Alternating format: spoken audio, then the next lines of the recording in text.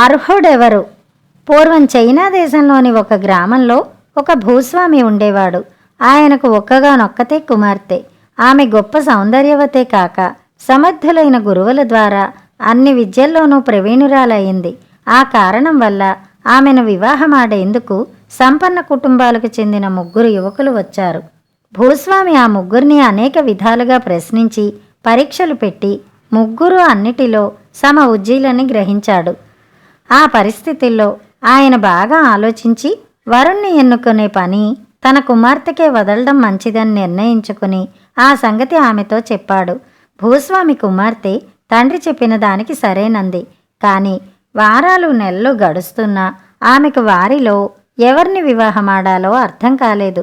ఇంతలో ఆమెకు హఠాత్తుగా జబ్బు చేసి ఎందరు వైద్యులు చికిత్స చేసినా వ్యాధి నయం కాక చనిపోయింది. ఆమె మరణం ఆమెను వివాహం ఆడదలిచిన 3 యువకులకు విపరీతమైన దుఃఖం కలిగించింది.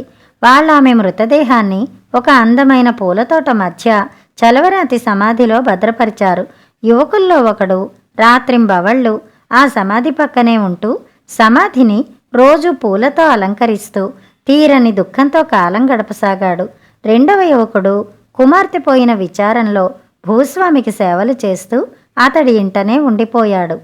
ఇక 3వ యువకుడికి ప్రపంచమంటేనే విరక్తి కలిగింది.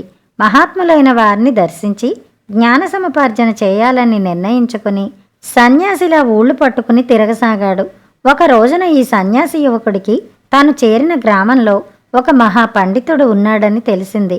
ఆ మహాపండితుడు సర్వశాస్త్ర పారంగతుడే కాక రకరకాల అద్భుత శక్తులు కలవాడని కూడా విని సన్యాసి ఆయన్ను దర్శించబోయాడు.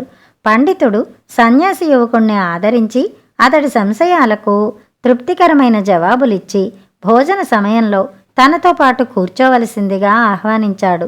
ఇద్దరూ భోజనం చేస్తుండగా పండితుడి 10 ఏళ్ల కొడుకు అక్కడికి పరిగెత్తుకుంటూ వచ్చి తండ్రిని అది కావాలి ఇది కావాలని వేధించసాగాడు. పండితుడు కొడుకు వేధింపును కొద్దిసేపు భరించి చివరకు ఛీ మంకుపట్టు వెధవ అంటూ వాణ్ణి గట్టిగా పట్టుకుని దాపులనే భగభగ మండుతున్న పెద్ద పొయ్యిలోకి తోసేశాడు.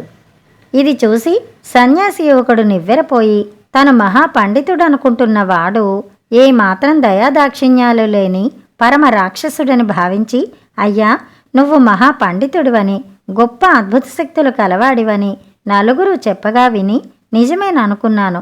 కానీ ఇప్పుడు నువ్వు నా కళ్ళెదుట చేసిన క్రూర కార్యానికి నిన్ను రాక్షసుడి కన్నా అధముడివని చెప్పవలసి ఉంటుంది. నీ నిజస్వరూపం తెలిసిపోయింది అన్నాడు.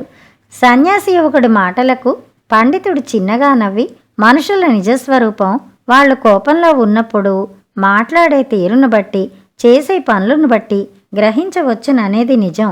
కానీ నా విషయంలో నీది పొరపాటు అభిప్రాయం. అజ్ఞానికి అతి స్వల్ప సంఘటనలు కూడా ఎంతో విడ్డూరంగా అమానుషంగా కనిపించడం సర్వసాధారణమైన విషయం అన్నాడు. పండితుడి జవాబు విని సన్యాసి యువకుడు తీవ్ర స్వరంతో, కన్నబిడ్డను మంటల్లోకి తోసి చంపడం అతి స్వల్ప సంఘటన, నువ్వు నరరూప రాక్షసుడివి అన్నాడు. ఆ మాటలకు పండితుడేమీ ఆగ్రహించకుండా పెద్దగా మంత్రం ఒకటి ఉచ్చరించి గట్టిగా చిటిక వేశాడు. మరుక్షణం అతడి కొడుకు ఏమాత్రం చెక్కు చెదరకుండా మంటల్లోంచి బయటికి వచ్చి నవ్వుతూ తండ్రిని ఆప్యాయంగా కావలించుకున్నాడు. సన్యాసి యువకుడు ఇది చూసి అబ్బురపడి పండితుడి పాదాలు తాకి, మహాత్మా, నన్ను క్షమించండి అని పండితుడు తన కొడుకుకు తిరిగి ప్రాణదానం చేయడానికి చదివిన మంత్రాన్ని 1-2 సార్లు మనసులో మననం చేసుకుంటూ భూస్వామి కూతురు సమాధి దగ్గరికి వచ్చి మంత్రాన్ని చదివాడు. ఆ మరుక్షణం భూస్వామి కూతురు తను వ్యాధిగ్రస్తురాలు కాకముందు ఎలాంటి అందచందాలతో ఉన్నదో అలాంటి రూపంతో చిరునవ్వు నవ్వుతూ నిలబడింది. కుమార్తె తిరిగి బతికినందుకు భూస్వామి పరమానందం చెంది ఆమెకు జరిగిందంతా చెప్పి, అమ్మా, భర్తని ఎన్నుకోవడంలో ఇక జాప్యం చేయకు. ఈ 3 యువకుల్లో నువ్వు కోరిన అతడితో నీ వివాహం జరిపిస్తాను అన్నాడు.